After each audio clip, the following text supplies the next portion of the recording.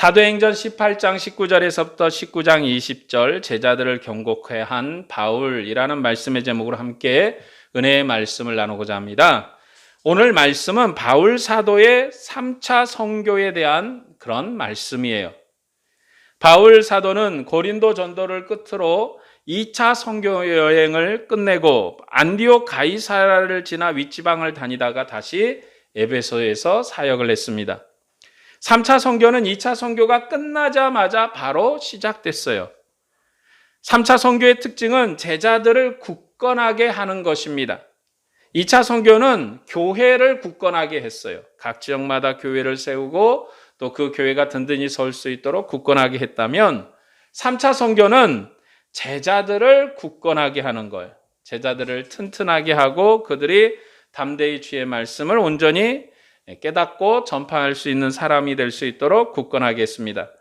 그래서 바울 사도의 사역은 에베소에서 제자들을 굳건하게 하는 것으로 드러납니다.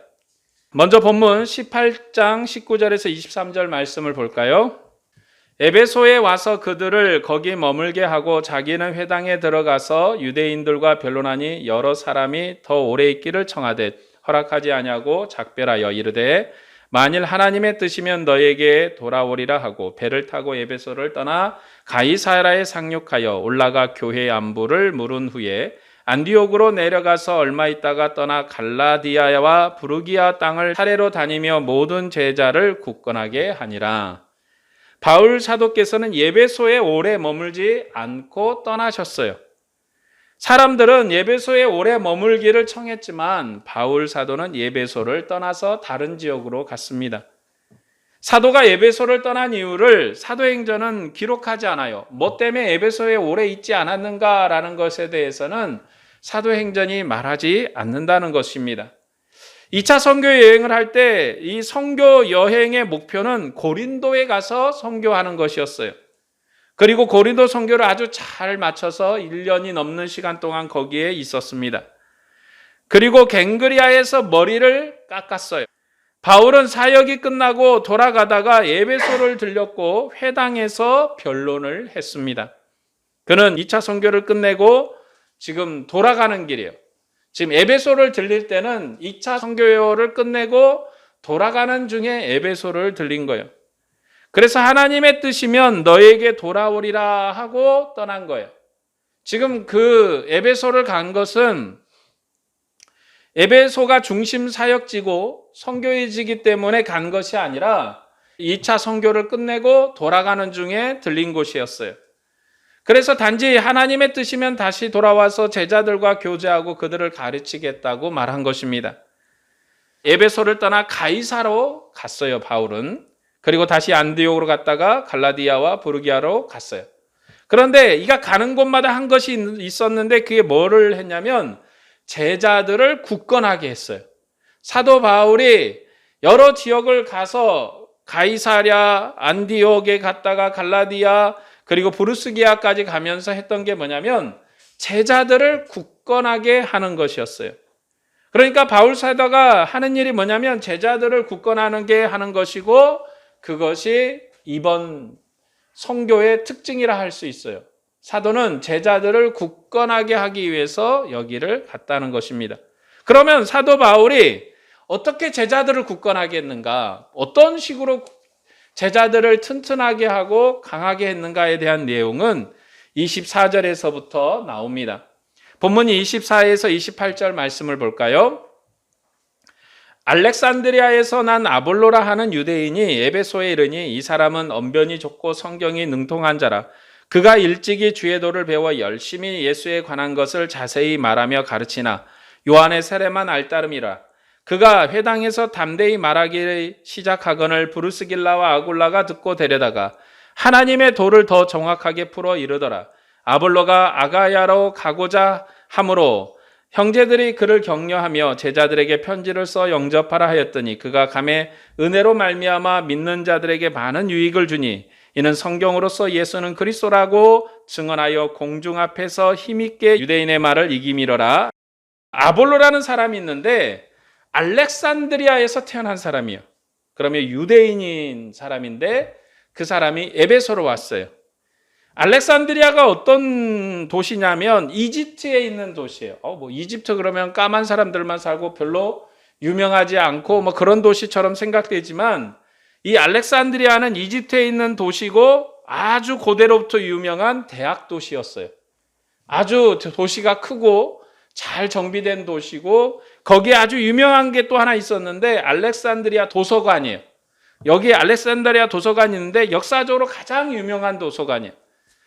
알렉산더 대왕이 이집트를 정복을 했는데 그 이집트를 정복한 것을 기념하기 위해서 도시를 세웠고 그 도시에 도서관을 세웠는데 알렉산더 대왕이 이 나라와 저 나라와 여러 나라에서 정복을 하면서 모았던 책이라든지 귀중한 그런 자료들을 다 여기에 가서 보관을 했기 때문에 고대로부터 이 알렉산드리아 도서관은 굉장히 유명한 도서관이었고 진귀한 것이 많은 도서관이었어요. 거기에서 태어난 이 아볼로는 언변이 좋았고 성경에 능통한 사람이었어요. 그리고 주의 도를 배워서 열심으로 예수에 관한 것에 대해서 자세히 가르치는 능력 있는 사람이었어요. 그런데 그는 세례 요한의 세례까지만 알았던 거예요. 예수님에 대해서 알았는데 예수님이 죽기 전에 아마 예루살렘에 갔든지 그 전에 예루살렘으로부터 오는 사람에게 예수에 대해서 들었는지 거기에 대해서 말이 없지만 어쨌든 이 아볼로라는 사람은 예수에 대해서 들었고 예수를 믿은 사람이고 그런데 세례 요한의 세례까지만 아는 사람이다. 예수님의 세례나 그리고 예수님의 죽음이나 부활에 대해서 깊은 깨달음은 없었다라는 거죠. 그래서 브루스길라와 아굴라가 듣고 데려다가 하나님의 도를 정확하게 풀어서 가르쳤습니다. 그러니까 브루스길라 아굴라라는 이 사람은 얼마 전에 고린도에서 바울과 함께 천막 만드는 일을 하면서 사역을 한 사람들인데 이 사람들의 실력도 바울 못지않을 만큼 탁월한 실력을 가진 사람이 분명해요. 학식적으로나 대단한 사람들이었죠. 그러나 왜 이 사람들이 또 그렇게 짐작할 수 있는 것은 원래 이 사람들이 살던 데가 어디였어요? 로마였어요. 로마에서 살았고 그 당시 모든 세계에 정보가 모이고 사람이 모이고 인재가 모이는 게 로마이기 때문에 이 로마라는 도시에 살았던 사람이고 굉장히 학식적으로나 여러 가지 능력이 탁월한 사람은 분명한데 그 사람이 이제 이 아볼로라는 사람을 데려다가 하나님의 구원의 경륜을 아주 자세하게 가르쳤습니다. 세례 요한만 아는 아볼로에게 예수에 대해서 자세히 가르쳐서 복음에 더욱 굳건하게 서도록 했어요. 그러니까 사도 바울이 하는 일이 바로 이 일이었다는 거죠. 세례 요한의 세례만 아는 제자들. 사도 바울이 이 지역과 저 지역을 다니면서 제자들을 굳건하게 했는데 세례 요한의 세례만 아는 제자들을 더욱 굳건하게 해서 이 아볼로처럼 예수 그리스도의 죽음과 부활의 영광에 대해서 그리고 성령의 역사에 대해서 잘 깨닫게 해서 이처럼 구원의 경륜을 잘 깨닫게 해서 주님을 잘 믿을 수 있고 주님의 제자로 훌륭하게 설 수 있도록 굳건하게 세우는 일을 바울이 했어요. 그런데 여기는 바울이 한 것이 아니라 이 브루스길라와 아굴라가 했잖아요. 그러면 바울이 직접 하지 않았잖아요. 이렇게 말할 수 있는데 이 브루스길라 아굴라라는 사람이 어떤 사람이에요? 바울과 함께 사역한 사람이요. 바울과 함께 보조를 맡는 사람이고 함께 일하는 사람이에요. 그래서 이 바울이나 브루스길라나 아굴라나 형제들을 격려해서 그들을 든든하게 견고하게 세우는 일을 하는 것입니다. 그 후에 이제 아볼로가 복음에 굳건하게 섰는데 아가야로 가고자 했어요. 이 아가야 지역이 바로 고린도가 있는 지역이에요. 고린도 지역에 갔습니다. 형제들이 그를 격려해서 보냈습니다. 그리고 아가야에서 믿는 자들에게 많은 유익을 끼쳤어요. 후에 이 고린도 교회가 분쟁이 나서 분열할 때 예수파도 있고 바울파도 있고 누구파도 있었어요? 아볼로파도 있었어요. 이처럼 아볼로라는 사람은 능력 있는 그런 사람임이 분명합니다. 에베소에서 브루스길라 아굴라 부부가 이렇게 사역을 했습니다. 그들은 고린도에서 바울과 함께 사역한 사람들이고 같이 천막 만들 일을 하면서 바울을 도왔던 사람들이에요. 그들은 로마로부터 온 사람인데 로마에 있을 때부터 그리스도를 믿은 사람으로 복음의 탁월한 능력을 보인 사람들입니다. 그들이 아볼로에게 복음을 가르쳤어요. 바울 사도의 3차 선교는 제자들을 견고하게 하는 거예요.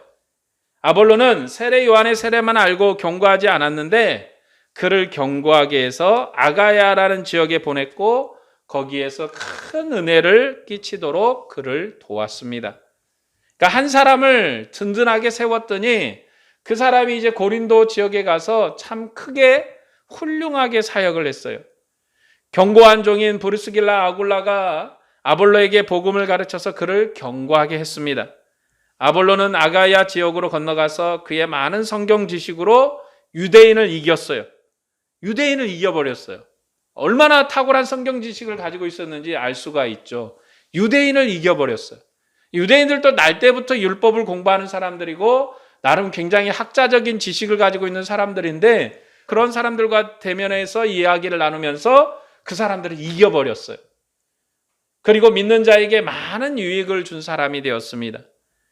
바울의 3차 선교의 특징은 제자들을 경고하게 하는 거예요. 그리고 그 경고하게 하는 과정이 바로 이 아볼로 같은 경우가 경고하게 하는 것이다 라고 말하고 있습니다. 본문 19장 1절에서 7절 말씀을 볼까요? 아볼로가 고린도에 있을 때 바울이 윗지방으로 다녀 에베소에 와서 어떤 제자들을 만나 이르되 너희가 믿을 때 성령을 받았느냐 이르되 아니라 우리는 성령의 계심도 듣지 못하였노라. 바울이 이르되 그러면 너희가 무슨 세례를 받았느냐 대답하되 요한의 세례니라. 바울이 이르되 요한이 회개의 세례를 베풀며 백성에게 말하되 내 뒤에 오시는 이를 믿으라 하였으니 이는 곧 예수라 하거늘 그들이 듣고 주 예수의 이름으로 세례를 받으니 바울이 그들에게 안수함의 성령이 그들에게 임하심으로 방언도 하고 예언도 하니 모두 12사람쯤 되니라. 이제 앞에 이 아볼로 이야기가 고린도 지역에 다시 방문한 바울 사도의 이야기를 통해서 반복되는 거예요. 2번 반복되는 거예요. 그러니까 사도 바울이 3차 선교를 통해서 제자들을 경고하게 하는 일을 했는데 어떤 일로 경고하게 했는가 하는 얘기를 2번 반복해서 얘기함으로써 그 이야기가 아주 튼실하고 사도의 사역이 무엇이었는지에 대해서 정확하게 얘기하는 것입니다. 아볼로는 지금 고린도에 있었어요. 그때 바울이 윗지방을 다녔다가 에베소로 왔습니다. 그리고 어떤 제자들을 만났어요. 이 어떤 제자들이 누구인지는 사도행전이 말하지 않습니다. 바울 사도는 그들에게 성령을 받았느냐라고 물었습니다. 그러나 그들은 세례 요한의 세례만 알 뿐이었어요. 아볼로도 세례 요한의 세례만 알았거든요. 그런데 어떤 제자들도 세례 요한의 세례만 알았어요. 그들이 성령을 모르기 때문에 바울 사도가 예수님의 이름으로 세례를 베풀고 안수하니 성령이 임하시면서 그들이 예언도 하고 방언도 했습니다. 3차 선교가 제자들을 경고하게 하는 것인데 이 12제자들도 바울의 도움으로 경고하게 됐어요. 브루스길라 아굴라야의 도움으로 경고하게 된 아볼로는 아가야 고린도 지역에서 영향력 있는 복음 전도자가 됐습니다. 그는 세례 요한의 세례만 알았는데 브루스길라와 아굴라가 복음을 가르쳐서 성령을 알고 예수님의 부활을 알았습니다. 그런데 여기서 한 가지 우리가 이 사건에 대해서 생각할 필요가 있는 게 뭐냐면 아볼로가 복음을 배울 때 성령이 어떻게 그에게 역사했는지에 대한 기록을 사도행전은 말하지 않아요. 그러니까 아볼로라는 사람을 얘기할 때는 그가 어디 출신이며 어떻게 에베소에 왔는지에 대해서 잘 얘기했고 그리고 그가 얼마나 학식이 있고 성경의 언변이 좋은지에 대해서 얘기를 잘 했으며 또 그가 어떻게 이 브루스길라와 아굴라로부터 복음을 배워서 그 후에 그가 아가야라는 지역에 가서 복음 전도자로서 훌륭하게 사역했다는 이야기까지 다 하고 그리고 추후에 고린도 성경에서는 이 아볼로파도 있었다라고 할 정도로 굉장히 영향력 있는 사람이었음을 잘 서술했어요. 그런데 여기 바울이 가르쳤던 12제자는 누군지부터가 설명이 안 돼요. 누군지부터 설명하지 않고 바울이 성령을 받았느냐 물었더니 우리는 그런 것이 있는지도 들어본 적이 없고 모른다. 우리가 아는 것은 세례 요한의 세례만 안다 했을 때 사도 바울이 그들에게 세례하고 안수했더니 성령이 임하고 권능을 받아서 예언도 하고 방언도 하고 이런 역사가 나타났다. 자, 2가지 이야기가 있는데 아볼로 이야기에서는 이 아볼로가 어떻게 성령을 받았는지 어떻게 방언을 했는지 예언도 했는지 그런 내용은 전혀 기록지 않아요. 반면에 이 사도 바울이 한 이 사역 속에서 나타난 이 12제자에게는 그들이 어떤 사람인지, 또 그 위에 애언도 하고 방언도 했다가 그 위에 어떤 사역을 했는지에 대해서는 기록하지 않아요. 그러나 그들에게 나타나는 것은 그들이 세례를 받고 나서 방언도 하고 애언도 했다는 거죠. 두 가지가 비교가 되는 거죠. 두 가지 사건이 비교가 돼요.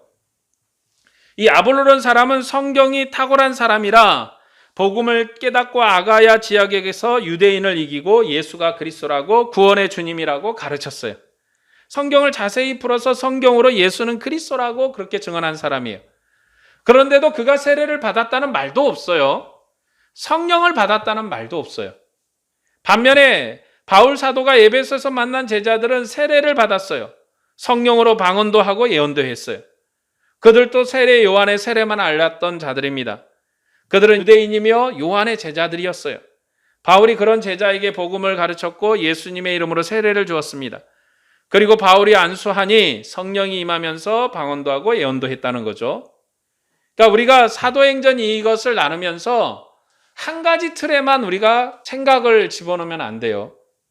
우리가 사도행전을 배우면서 알 수 있는 것은 예수님을 믿으면 성령 세례를 받는다는 공식이 그렇게 꼭 절대적인 공식으로 존재하지 않는다는 거예요. 우리 아볼로라는 사람은 성령을 받았는지 예언을 했는지 그런 기록이 없어요. 그러나 그가 얼마나 훌륭하게, 얼마나 탁월하게 주의 교회를 위해서 수고하고 복음 전도자로 일을 했는가 하는 기록은 있어요. 반면에 이 12제자들은 성령도 받고 예언도 하고 방언도 했는데 그들이 교회에 어떤 영향력을 끼쳤는지, 그들이 교회를 위해서 무슨 일을 했는지에 대한 기록이 없어요. 단지 받았다라는 것으로 끝나는 거죠. 예수님을 믿으면 기적 같은 역사가 있어야 한다는 생각에 몰입돼서 예수 믿으면 큰 권세가 나타나야 되고 큰 권능이 나타나야 되고 당신이 방언도 하고 예언도 해야 된다는 어떤 공식을 가지고 그것을 교회에 적용하면 안 돼요. 어떤 사람은 학식으로 쓰임을 받고 어떤 사람은 은사로 쓰임을 받아요. 은사로 쓰임을 받는 사람이 탁월한 사람일 수도 있지만 교회 역사에서 그들은 이름도 없는 존재들이 12명이나 되는 제자들이었는데 이름이 없어요. 그러나 단 한 명 아볼로라는 사람은 이름이 있어요. 그가 어디 출생이며 또 어떻게 에베소에 왔으며 또 그가 에베소에서 어떤 일을 했으며 아가야라는 지역에 가서 또 어떤 일을 했는지. 하나님은 다양한 방식으로 자기 백성을 부르시고 또 일을 시키시기 때문에 어떤 틀을 가지고 거기에 이 사람을 맞추면 안 돼요. 사도행전은 처음부터 그 얘기를 하려고 하는 성경이 아니에요. 어떻게 예수 믿으면 성령을 받는가? 어떻게 예수 믿으면 방언을 하는가? 어떻게 예수 믿으면 어떤 은사가 나타나는가라는 얘기를 하려고 하는 게 아니에요. 우리는 성경이 이야기하는 대로, 성경이 말씀하는 대로 그 이야기를 들어야 돼요. 그러니까 우리가 성경을 나누고 이해할 때 어떤 고정관념 안에 자기를 가둬놓고 이야기하고 생각하면 안 돼요. 그러니까 하나님은 다양한 방식으로 자기 백성을 부르시고 은혜를 주시면서 일을 시키시기 때문에 우리는 그걸 바라야 되고 그것을 이해해야 되는 거죠.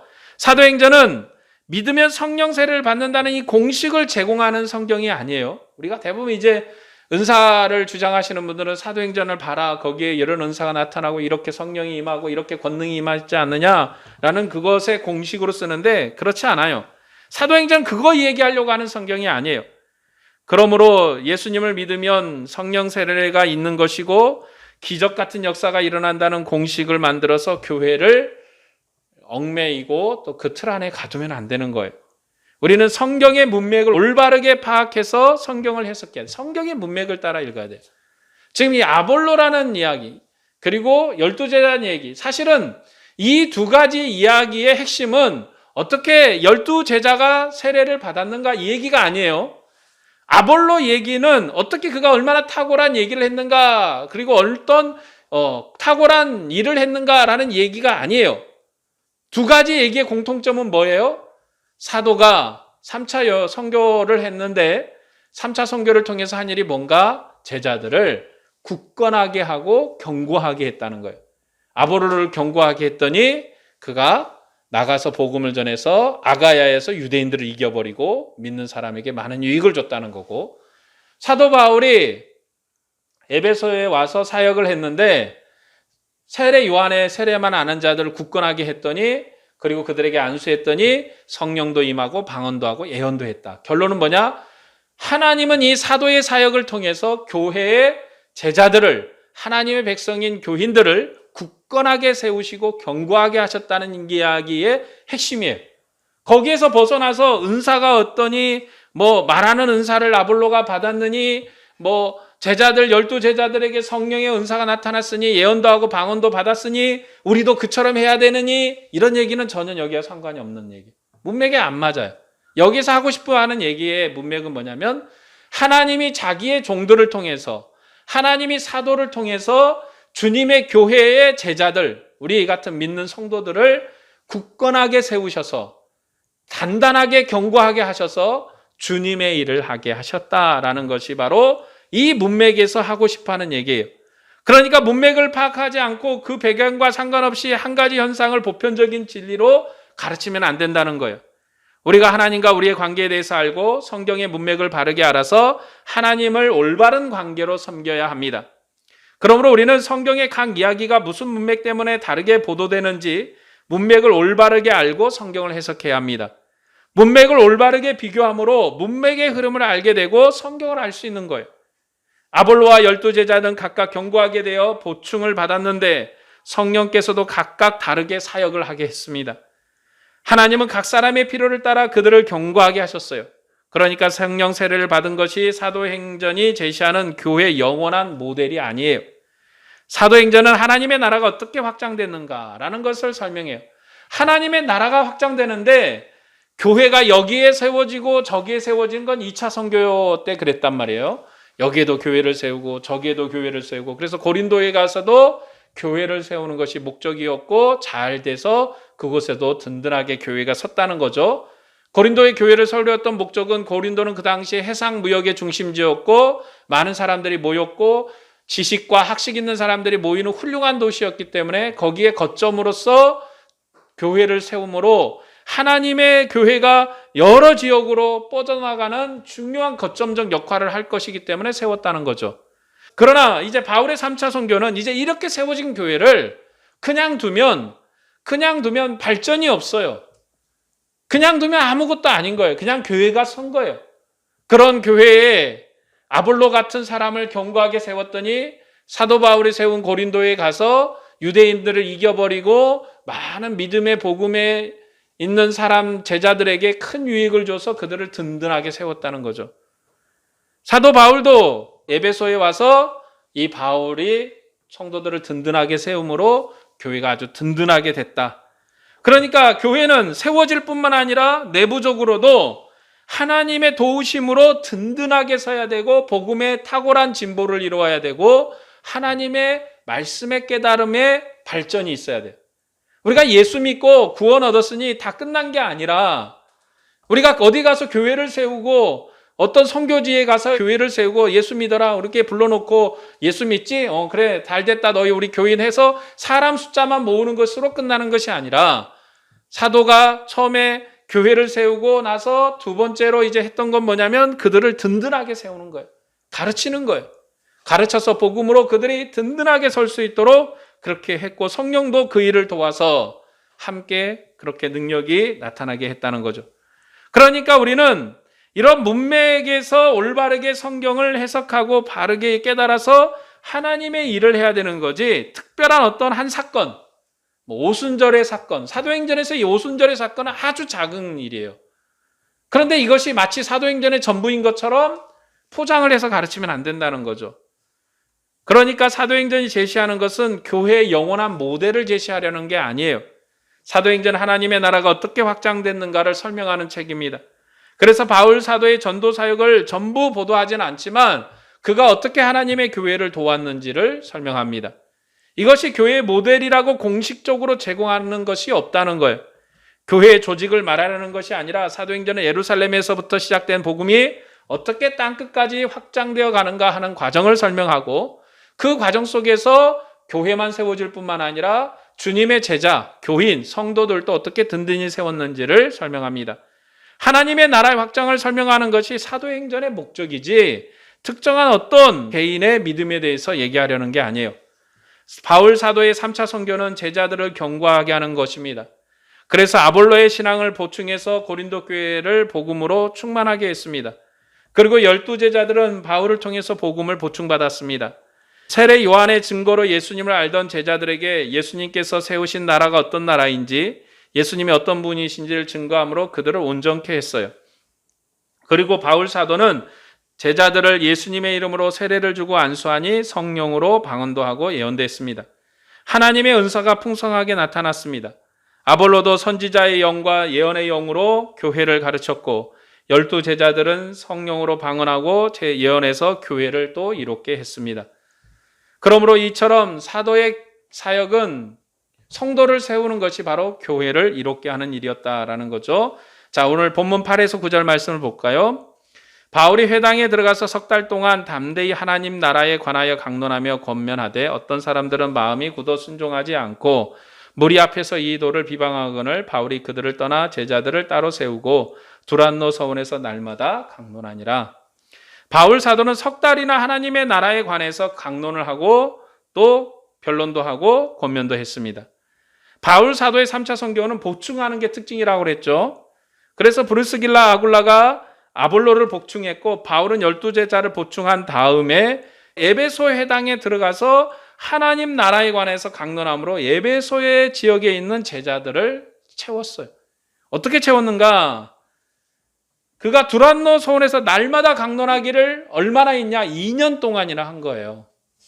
고린도에서는 1년 6개월이 있었잖아요.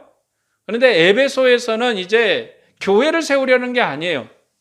교회를 세우려는 것이 아니기 때문에 2년이나 에베소에 있었어요. 2년이나. 오랜 시간 있었다는 것은 오랜 시간 동안 공을 들여서 제자들을 가르쳤다는 거죠. 시간을 많이 들였다는 겁니다. 그러니까 교회를 세우는 일도 훌륭한 일이지만 성도를 세우는 일은 더 훌륭한 일이어서 사도가 오랜 시간을 공들여서 그들을 가르쳤어요. 반대자들이 있으니까 그들을 떠나서 두란노 소원을 빌려가지고, 이 두란노 소원은 바울이 만든 게 아니라 그 당시에 있었던 어떤 그 강론장이었던 것 같아요.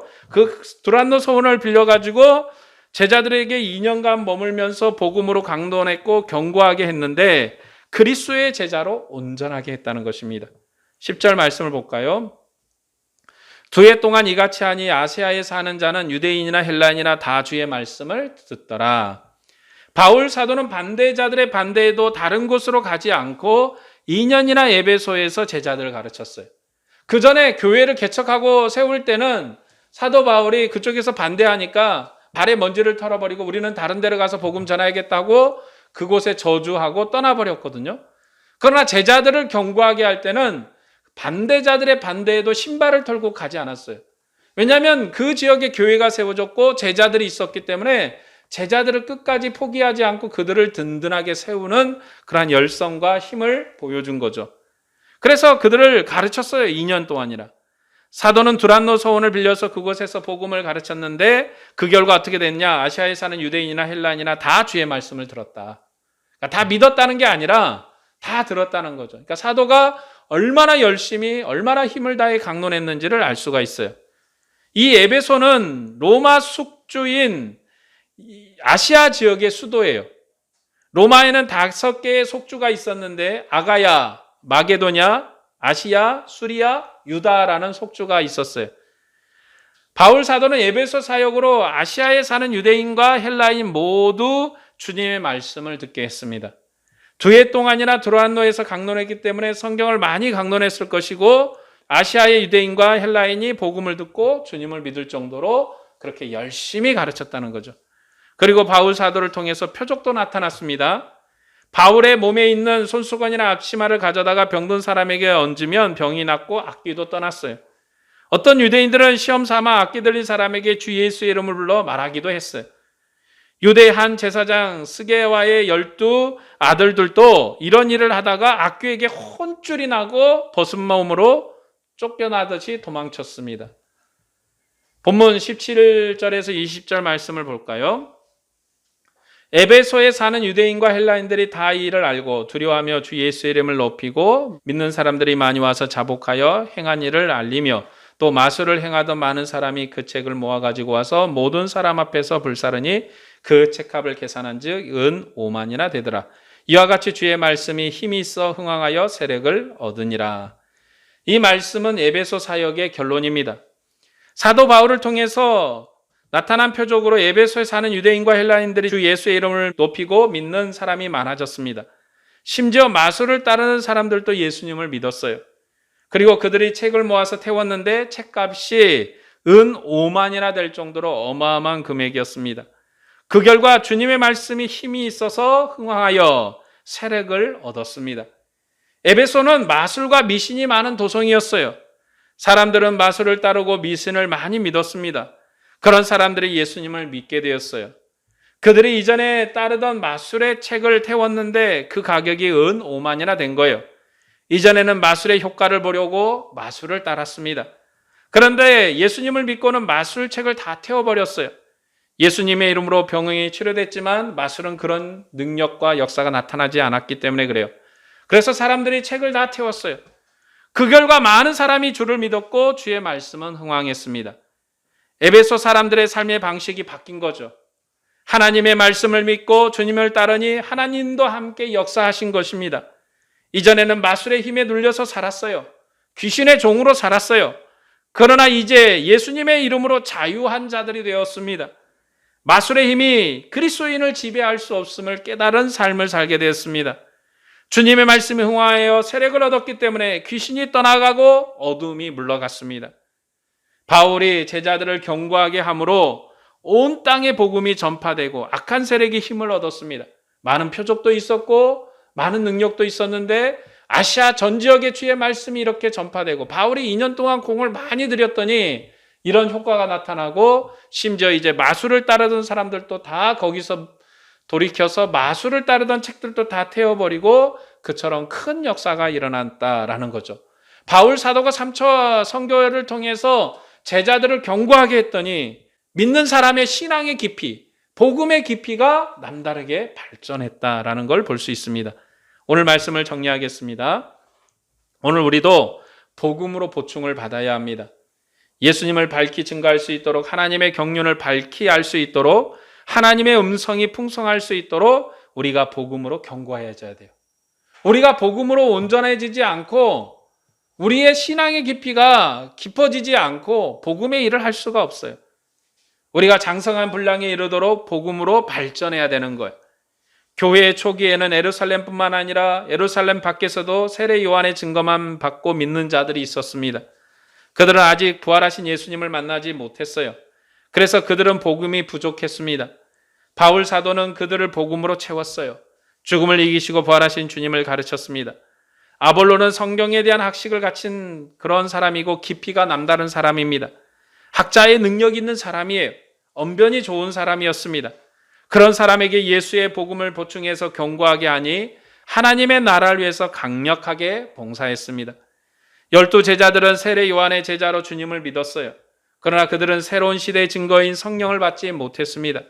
그런 제자들에게 예수님의 이름으로 시처 세례를 주니 성령의 새로운 증거로 새로운 방언을 말하고 새로운 예언을 했습니다. 그들의 방언과 예언으로 교회가 아마 유익을 얻었을 거예요. 그들은 세례 요한의 세례로 온전하지 못한 제자들이었어요. 그런 제자들이 성령으로 온전한 그리스도의 사람이 되었습니다. 바울 사도는 2년이나 두란노 서원에서 제자들을 가르쳤고 그들의 가르침으로 하나님의 말씀이 흥황하게 되었습니다. 모든 사람이 하나님의 말씀을 듣고 은혜를 얻었습니다. 그 결과 에베소의 강력한 이러한 우상의 도시가 우상의 거짓된 것을 벗고 그리스도의 것으로 온전하게 옷 입고 새롭게 되었습니다. 믿는 신자들은 다 자기 행위를 자백했고 그 악함을 벗기 위해서 은 5만이나 되는 마술책을 태워버렸어요. 하나님의 말씀이 힘이 있어서 흥황하게 되었고 세력을 얻어서 어둠의 역사가 떠나갔습니다.